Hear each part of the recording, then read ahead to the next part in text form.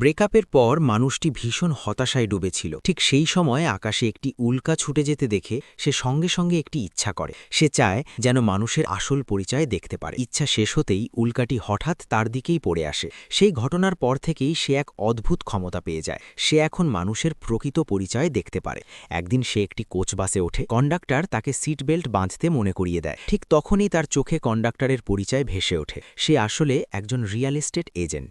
এটা শুনে কন্ডাক্টর ভীষণ অবাক হয়ে যায়। ড্রাইভার কৌতূহলবশত জিজ্ঞেস করে সে কি তার পরিচয়ও দেখতে পারে। মানুষটি তাকিয়ে দেখতেই শিউরে ওঠে। ড্রাইভার একজন খুনি। এই কথা শুনে ড্রাইভার ভয় পেয়ে অস্ত্র বের করতে উদ্যত হয়। কিন্তু বাসের কেউই মানুষের কথা বিশ্বাস করে না, বরং সবাই তাকে নিয়ে হাসাহাসি করতে থাকে। মানুষটি আর কাউকে পাতা না দিয়ে বাসের দরজার দিকে দৌড়ে যায়, নামার চেষ্টা করে। কন্ডাক্টর তাকে শান্ত করতে চাইলে সে স্টিয়ারিং ধরে বাস থামানোর চেষ্টা করে। যাত্রীদের হস্তক্ষেপে তাকে আটকানো হয় এবং পুলিশ ডাকা হয়। সবাই পুলিশকে বলে তাকে গ্রেফতার করতে। মানুষটি পুলিশকে সব সত্যি কথা বললেও পুলিশও বিশ্বাস করে না। কিন্তু ভিড়ের মধ্যে থাকা এক নারী তার কথা বিশ্বাস করে। সে মানুষটির সঙ্গে বাস থেকে নেমে যায়। বাসের যাত্রীরা তাদের পেছনে হাসতেই থাকে। কিছুক্ষণ পরেই ভয়ঙ্কর ঘটনা ঘটে। ড্রাইভার গোপনে ভয়াবহ ষড়যন্ত্র করে কোচটি সোজা একটি তেলের ট্যাঙ্কারের সঙ্গে ধাক্কা দেয়। খবর দেখে সেই নারী স্তব্ধ হয়ে যায়। সে বুঝতে পারে মানুষটির কথা না শুনলে সেও আজ বেঁচে থাকত না। কৃতজ্ঞতায় সে মানুষটিকে একটি রেস্টুরেন্টে খাওয়ার দাওয়াত দেয়।